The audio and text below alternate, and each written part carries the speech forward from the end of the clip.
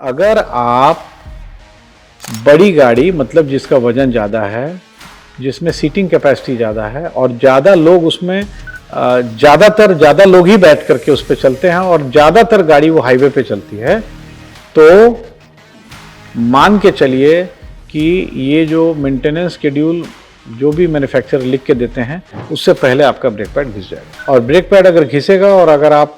ऐसी परिस्थिति में लॉन्ग ड्राइव में फंस गए जिसमें ब्रेक पैड पूरी तरह से घिस गया, तो वो फर्दर क्या करेगा, मेटल टू मेटल कांटेक्ट होकर ब्रेक डिस्क को भी डैमेज करेगा, तो खर्च भी बढ़ेगा। अगर गाड़ी आपकी शहर में चल रही है और मैक्स स्पीड लगभग 50-60 किलोमीटर प्रति घंटा से ज़्यादा नहीं चलती और गाड़ी में आपके नंबर ऑफ सीट्स भी कम है, तो आपका ब्रेक जो अभी नई टेक्नोलॉजी की जो भी ब्रेक सिस्टम्स आ रहे हैं गाड़ियों में, वो आप समझ लीजिए कि अगर छोटी गाड़ी है आपकी, हैचबैक है, तो 5 सीटर हैचबैक है भी और गाड़ी का वजन भी 1 टन से कम है, ठीक है, वो आपको दिख जाता है, आपके आरसी रजिस्ट्रेशन कार्ड पे लिखा रहता है कि उसमें, तो आप मान सकते हैं कि 15-20 हज़ार किलोमीटर ब्रेक पैड आपका चल जाएगा। नमस्कार, हेड्स अप ऑटो में आपका बहुत बहुत स्वागत है। मैं हूं शक्ति प्रकाश और गाड़ियों के ब्रेक पैड्स और ब्रेक शूज को समय समय पर बदलना पड़ता है, लेकिन कुछ फीडबैक आया है। वो फीडबैक क्या है और उस फीडबैक से क्या सॉल्यूशन सामने निकल कर आता है, इसी विषय पर बात होगी। बातचीत करूंगा अपने ऑटो एक्सपर्ट अशोक प्रियदर्शी जी से। सर, बहुत बहुत स्वागत है। ब्रेक पैड और ब्रेक शूज को लेकर कुछ फीडबैक आए हैं। हमारे कुछ दर्शकों ने कहा है कि गाड़ी में ब्रेक पैड और ब्रेक शूज समय पे बदला जाता है और जो शेड्यूल है उसको फॉलो किया जाता है। तो मुझे ऐसा लगा कि भाई अब तो बिल्कुल ठीक ही है, लेकिन लॉन्ग ड्राइव में जाने के दौरान उनको कुछ दिक्कत महसूस हुई और उसके कारण और भी कुछ समस्या आगे बढ़ गई। तो ऐसे में ब्रेक शूज और ब्रेक पैड को लेकर क्या कुछ समझने की जरूरत है हमारे दर्शकों को? बड़ा ही यूनिक टॉपिक है, क्योंकि कोई भी कंपनी ब्रेक के कंपोनेंट्स जो कि वेयर एंड टेयर होने वाले हैं, जैसे ब्रेक पैड्स और ब्रेक शूज, उसका एक अनुमान के तौर पे एक रिप्लेसमेंट का एक शेड्यूल बनाती है। अब इसमें क्या क्या चीज़ बदल सकता है, कंपनी जब शेड्यूल बनाती है तो हो सकता है कि उस शेड्यूल के हिसाब से जब आप उसको खोल के इंस्पेक्ट करते हैं तो पता चलता है कि नहीं, अभी तो कुछ दिन चलेगा। कई बार ऐसा होता है शेड्यूल से पहले ही ब्रेक कंपोनेंट्स पूरी तरह से घिस जाते हैं। तो मैं आज अपने अनुभव से अपने दर्शकों को कुछ बताना चाहता हूँ, जिससे शायद उनकी बीच सड़क पे या कभी कभी लॉन्ग ड्राइव्स पे जाने में जो ब्रेक से रिलेटेड समस्या है वो काफ़ी हद तक कम हो जाएगी। देखिए शक्ति जी, ब्रेक का मूल सिद्धांत क्या है, प्रिंसिपल क्या है? प्रिंसिपल है कि फ्रिक्शन क्रिएट होता है और उस फ्रिक्शन के चलते गाड़ी की स्पीड कम होती है। ब्रेक लगाने का मतलब ही गाड़ी की स्पीड को कम करना जी। तो क्या क्या चीज़ पे आपका ब्रेक पैड का वेयर एंड टेयर का जो रेट है या जिस गति से ब्रेक पैड आपका घिसता है, वो क्या क्या चीज़ से वेरी कर सकता है, क्या क्या चीज़ से उसमें बदलाव आ सकता है, इस गति में बदलाव या रेट, जिस रेट से ब्रेक पैड घिस रहा है वो क्या क्या चीज़ पर निर्भर कर सकता है। बहुत लॉजिकल है। घिसना तो है, फ्रिक्शन हो रहा है, ब्रेक बार बार लगा रहे हैं तो घिसना तो है ब्रेक पैड्स या ब्रेक के शूज़ या ब्रेक पैड्स। अब होता क्या है शक्ति जी, गाड़ी आपकी वजन में बहुत हल्की है, छोटी हैचबैक कार है, छोटी सी कार है। दूसरा, गाड़ी आपकी थोड़ी सी बड़ी है और वजनी गाड़ी है, उसमें वजन ज़्यादा है जी। अब वजन दो रूप से हो सकता है। जो भी ब्रांड्स होते हैं, कार मैन्युफैक्चरर्स होते हैं, वो एवरेज करते हैं कि भाई हमारा ब्रेक पैड इतने किलोमीटर में रिप्लेस होने के पीछे क्या लॉजिक हो सकता है, क्योंकि भाई अल्टीमेटली तो घिस रहा है, घिसते घिसते कम हो जाता है और उसके बाद फिर पूरी तरह से घिस जाता है। तो एक हो सकता है कि गाड़ी का साइज़ क्या है, तो साइज़ छोटा होगा तो गाड़ी का पूरा जो वजन है, जिसको हम लोग ग्रॉस व्हीकल वेट बोलते हैं, वो कम हो जाएगा। तो कम भारी चीज़ को रोकने में कम एनर्जी की आवश्यकता है और कम देर तक ब्रेक लगाने की आवश्यकता है। जी। दूसरा जो मेजरमेंट का तरीका है वो ये है कि गाड़ी आपकी साइज़ में बड़ी है और गाड़ी का वज़न भी बहुत ज़्यादा है। बड़ी बड़ी एमयूवीज़ हैं, बड़े बड़े एसयूवीज़ हैं, या गाड़ी में नंबर ऑफ़ सीट्स ज़्यादा है और ज़्यादा लोग एक बार में बैठ रहे हैं। गाड़ी आपने बड़ी ले ली परंतु बहुत ज़्यादा लोग यूज़ नहीं करते हैं रेगुलरली, कभी कभी ज़्यादा लोग बैठते हैं, तो उसका जो है rate of wear and tear जो है फिर थोड़ा सा चेंज हो जाएगा। कहने का अर्थ ये है कि मैन्युफैक्चरर क्या देखता है कि एवरेज गाड़ी का वेट क्या है, और दूसरा ये देखता है मैन्युफैक्चरर कि गाड़ी में नंबर ऑफ सीट्स कितनी है, पीछे जो बूट स्पेस है या डिक्की स्पेस है वो कितना है। तो उसी हिसाब से एक औसतन एक एवरेज निकाला जाता है कि भाई एक जो पैसेंजर है, अगर गाड़ी में 5 सीट है, गाड़ी छोटी है मतलब जिसका वजन ग्रॉस व्हीकल वेट 1000 किलो से कम है, 1 टन से भी कम है, और उसमें 5 सीटें हैं, तो 5 सीटें एक एवरेज मान लीजिए कि अनुमानतः एक जो पैसेंजर है उसका वज़न मान लीजिए 75 किलो है, तो 5 पैसेंजर्स का जो वेट होगा वो करीब करीब 450 किलो के करीब होगा, और गाड़ी का वज़न भी 700-800 किलो है। तो वो लोग अंदाज़ लगा लेते हैं कि इस रेट इतने भार को रोकने के लिए जो एनर्जी चाहिए वो इतनी चाहिए, उसके लिए लगभग औसतन इस स्पीड में इतना देर तक ब्रेक मार के रखने की ज़रूरत है ताकि ब्रेक जो है वो जो घिसेगा उसका एक अनुमान लगाया जा सकता है कि हाँ 10,000 किलोमीटर, 15,000 किलोमीटर, 20,000 किलोमीटर में हम ब्रेक पैड या ब्रेक कंपोनेंट्स रिप्लेस करना पड़ सकता है। परंतु आज जो हम बताना चाह रहे हैं वो ये है कि जो यूज़र हैं, कार ओनर्स हैं या कार के चालक हैं, वो खुद भी एक अनुमान लगा सकते हैं। अगर गाड़ी आपकी शहर में चल रही है और मैक्स स्पीड लगभग 50-60 किलोमीटर प्रति घंटा से ज़्यादा नहीं चलती है और गाड़ी में आपके नंबर ऑफ़ सीट्स भी कम है, तो आपका ब्रेक जो अभी नई टेक्नोलॉजी की जो भी ब्रेक सिस्टम्स आ रहे हैं गाड़ियों में, वो आप समझ लीजिए कि अगर छोटी गाड़ी है आपकी, हैचबैक है, तो 5 सीटर हैचबैक है भी और गाड़ी का वज़न भी 1 टन से कम है, ठीक है, वो आपको दिख जाता है, आपके आरसी रजिस्ट्रेशन कार्ड पे लिखा रहता है एक दूसरा, तो आप मान सकते हैं कि 15-20 हज़ार किलोमीटर ब्रेक पैड आपका चल जाएगा। जी। अब आपने गाड़ी ले ली जो कि ग्रॉस व्हीकल वेट हज़ारों किलो से ज़्यादा है और उसमें 7 सीट हैं, तो 7 सीट के हिसाब से अगर 7 लोग बैठ जाएंगे तो गाड़ी का वज़न भी ज़्यादा है और ज़्यादा पैसेंजर बैठेंगे तो वो भी वेट जो है पैसेंजर का वेट भी ज़्यादा हो गया। और साथ साथ एक जो बहुत इम्पॉर्टेंट चीज़ है वो ये है कि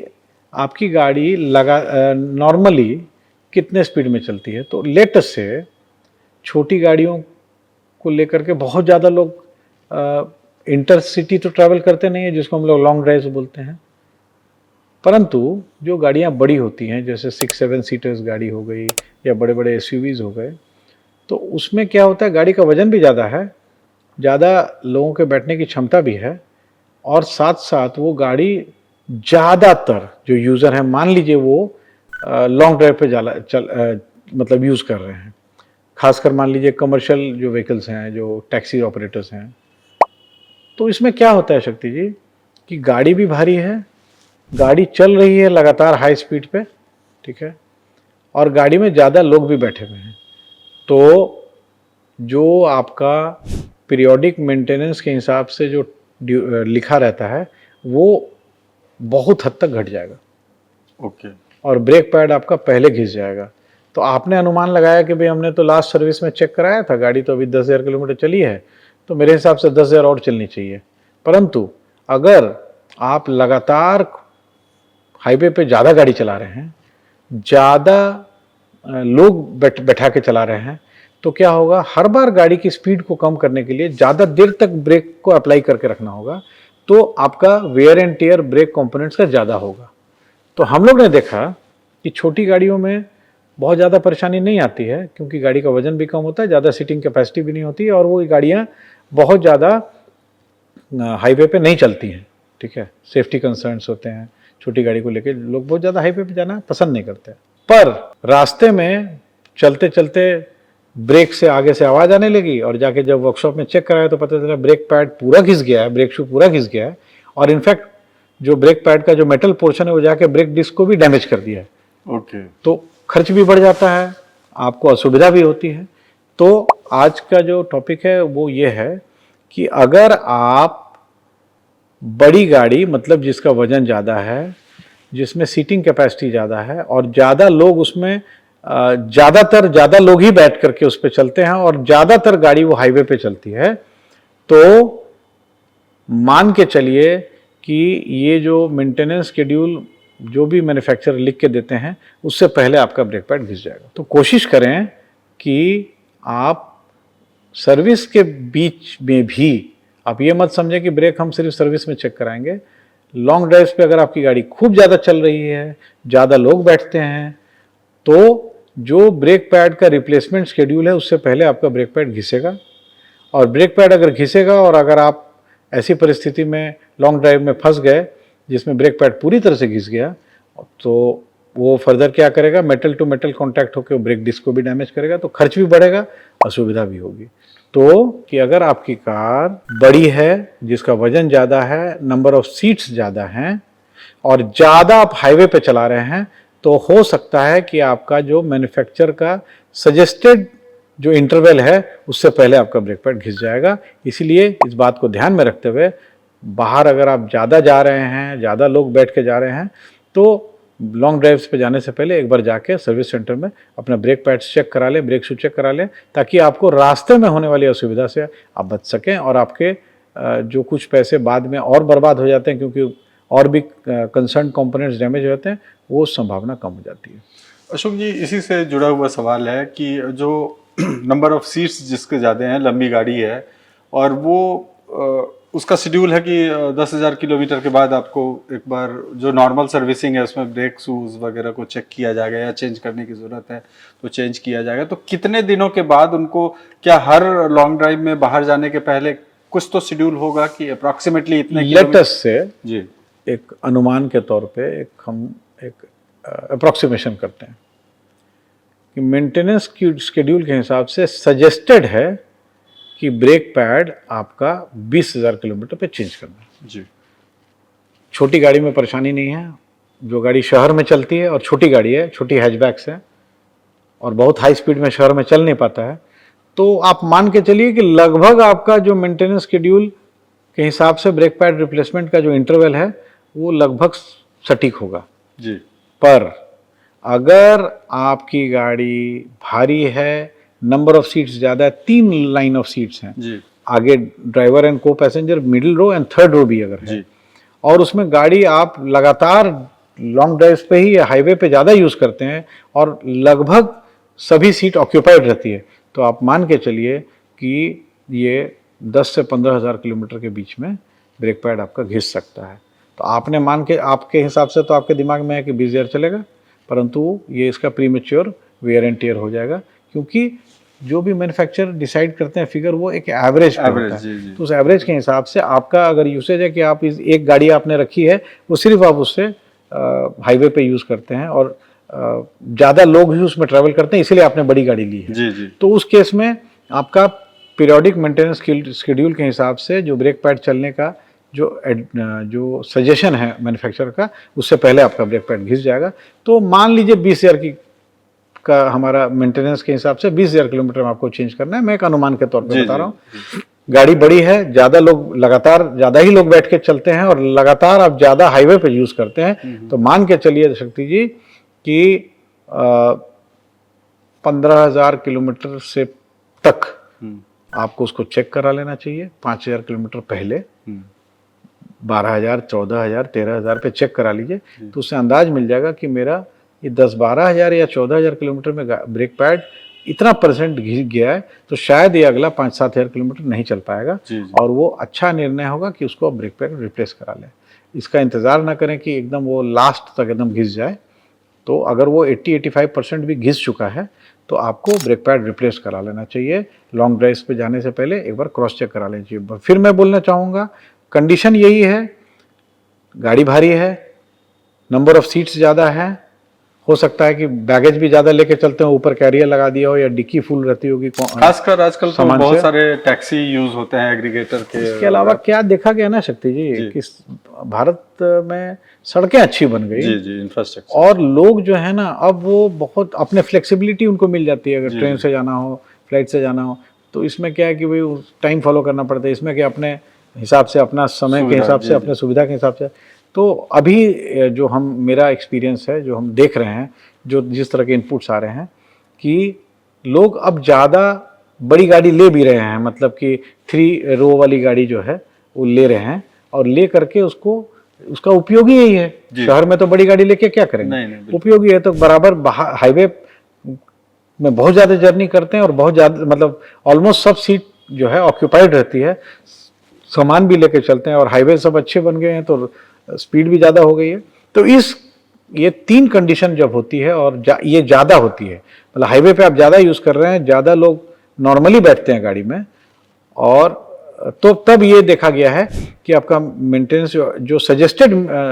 इंटरवल है उससे पहले आपका ब्रेक पैड घिस जाता है। तो मैंने अंदाज बताया कि 20,000 रुपये मान लीजिए आपका सजेस्टेड है, तो 10-12 हज़ार किलोमीटर पे एक बार आप चेक करा लीजिए, उससे आपको अंदाज मिल जाएगा कि लगभग मेरा rate of wear and tear कितना है। और ब्रेक पैड को अगर 15-20% बचा भी हो और आप हाईवेज पे जा रहे हैं तो ब्रेक पैड रिप्लेस करा लीजिए, ये नुकसान का सौदा नहीं है, असुविधा से भी बचेंगे, और